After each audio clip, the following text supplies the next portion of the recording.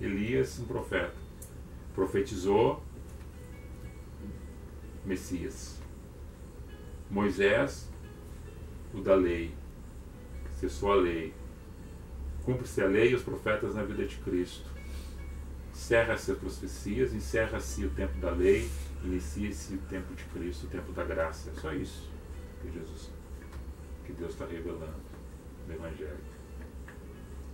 Transfiguração é porque estava a glória de Deus presente naquele momento. Pedro está fora de si, ele nem sabe se ele está falando aquilo ali, se ele está acordado, está dormindo, está só balbuciando palavras. Ele tem entendimento que aquele é o Moisés, mas como que ele sabia que era Moisés? Porque não tinha gravura, não tinha foto. Não foi ele dele que foi o Espírito que revelou para ele que aquele era Moisés e aquele era Elias. O Espírito de Deus revelou para ele. Não tem nada de fazer tenda. Encerrou-se a lei, encerrou-se os profetas, e aí Jesus lembra os antigos escribas, os fariseus, falando e narrando de Elias, e quando Elias veio, mataram ele também, perseguiram ele. João Batista, que também, e os homens achando, quando viram João Batista, que era um homem que era magro, que era vestido de pele de camelo, com um cinto de couro amarrado, comendo mel silvestre e gafanhoto, e falando coisas muito loucas, né, para a época. Preparai-vos, arrependei-vos, que é chegado o reino dos céus. Ele estava vindo como um profeta, um anjo vindo na frente, preparando o caminho para Cristo, que estava vindo para anunciar o reino dos céus. Então arrependei-vos, está chegando o reino, está chegando Cristo, arrependei-vos, mudai os vossos comportamentos, as vossas atitudes, está chegando aí o Filho de Deus, o Verbo encarnado, está vindo aí, ei lá o Cordeiro de Deus. É ele, chegou.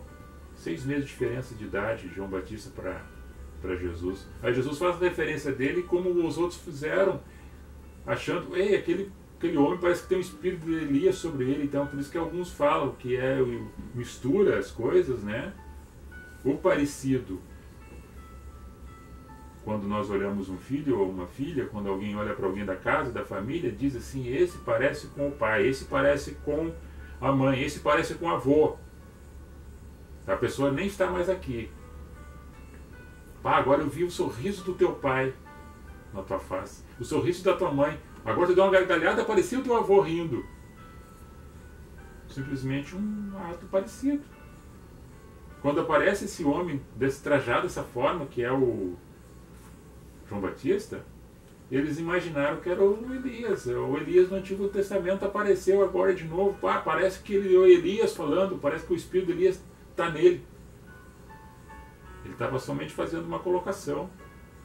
Os homens fazendo a colocação. E muitos se perderam assim, achando que fosse. Agora os espíritos estavam voltando dos mortos e alguns seguiram tendências para seguir isso. E Jesus disse assim, não, vocês mataram tudo aquilo que já foi anunciado. E daí a voz do céu vem e diz. Depois João lembra, no Evangelho de João 1,14, ele lembra dessa passagem. Pedro, na sua segunda carta, lembra dessa passagem escrevendo. Eu escutei lá uma voz, eu estava junto com Jesus. Esse é o meu filho amado, a quem me comprazo. Escutam ele. Cessou a lei, cessou as profecias, agora é ele. É ele, nós estamos nesse tempo, no tempo da graça. É Jesus, ele veio para cumprir tudo nele. E eu vou ler uma passagem para terminar esse texto, a qual vocês leram, que é a passagem de uma parábola que Cristo vem também para tirar as dúvidas a respeito das consultas que as pessoas fazem. Vou consultar quem? Fala com quem está vivo. Fala com quem pode te falar contigo, responder para ti. Quem pode te abraçar, quem pode te amar, quem pode te perdoar. Fala com estes.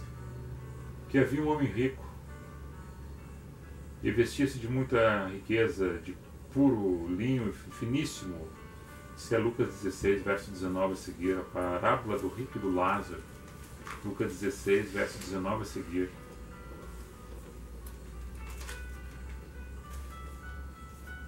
E vivia todos os dias de forma esplêndida, folgado com suas riquezas. Havia também um certo mendigo, chamado Lázaro, que estava cheio de chagas e ficava à porta da casa deste rico. E muito ele desejava se alimentar, ao menos com as migalhas que caíam da mesa do rico. E os cães passavam ali, lambiam as chagas, as feridas que tinham no seu corpo. E o rico não dava muita importância para isso. E aconteceu que o mendigo morreu e foi levado pelos anjos para os braços de Abraão.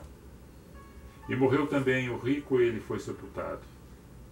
E no Hades, o Gênero, o Seol, o inferno, lá, nesse lugar, ergueu os olhos, estando em tormentos, e viu ao longe Abraão e Lázaro, que estava nos braços de Abraão. E clama, disse: Abraão, meu pai, tem misericórdia de mim, e manda Lázaro que molhe na água a ponta do seu dedo e me refresque a língua, porque estou atormentado nessa chama. Disse, porém, Abraão: filho, lembra-te de que recebeste os teus bens em tua vida, e Lázaro somente mal, e agora este é consolado, e tu é atormentado. E além disso está posto um grande abismo entre nós e vós, de sorte que os que quiserem passar daqui para vós não vão poder, e nem os que estão aí para cá não vão poder passar. E disse ele: rogo-te, pois, ó pai, que mandes a casa de meu pai, pois tenho 5 irmãos, para que lhes dê testemunho, a fim de que não venham também para este lugar de tormento.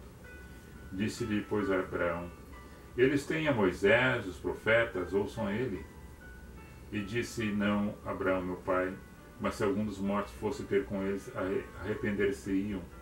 Porém, Abraão lhes disse: se não ouvem a Moisés os profetas, tampouco acreditarão, ainda que algum dos mortos ressuscite.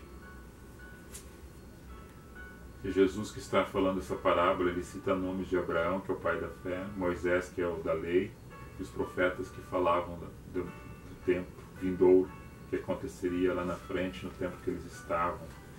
Há uma construção aqui de uma mensagem que Jesus resume os fatos. Não que todo rico vai, nem que todo pobre vai para o seio de Abraão, para o céu, e nem que todo rico vai para o inferno. Nenhum de nós pode lançar ninguém em lugar nenhum. Antes nós lançamos então as pessoas tudo no céu do que lançar no inferno. Quem somos nós para empurrar alguém? Que nossa mão seja para trazer para junto de nós, e que a gente também não se perca. Que adiantaria também nós ganhar 5, 10 pessoas no nosso entendimento? Ganhei uma alma, ganhei. Quem somos nós também para ganhar? Talvez, se a gente não perder a nossa alma, já é grande coisa, uma grande valia. Então nem é rico não por ser rico, e nem por ser pobre Eu posso ser rico de natureza espiritual e ser pobre na questão de riqueza material.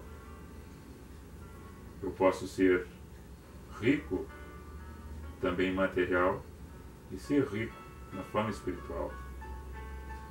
Ele não acolheu, somente foi isso, ele só não acolheu. Ele poderia ter um agasalho, poderia ter um pão, podia ter um pão só, um pedaço de pão e repartir com ele. Era só o que bastava. Ele tinha uma vida regalada, abastada. É a passagem que diz assim. Só que o outro comia os restos na beira da porta do palácio, onde os cães só lambiam as suas chagas. Ele catava as migalhas que sobravam, os restos, para se alimentar. E não tem um pormenor aqui que fala na circunstância dos encontros que tinham do rico do Lázaro e do Lázaro com o rico, mas mostra-se um cenário da onde um é menosprezado, é deixado de lado. É somente isso que Jesus está dizendo. Ajuda, abraça, acolhe, recebe, porque um dia vai terminar. E quando não terminar, essa visão que aqui mostra, essa visão não vai ter. De um olhar para o outro e ver.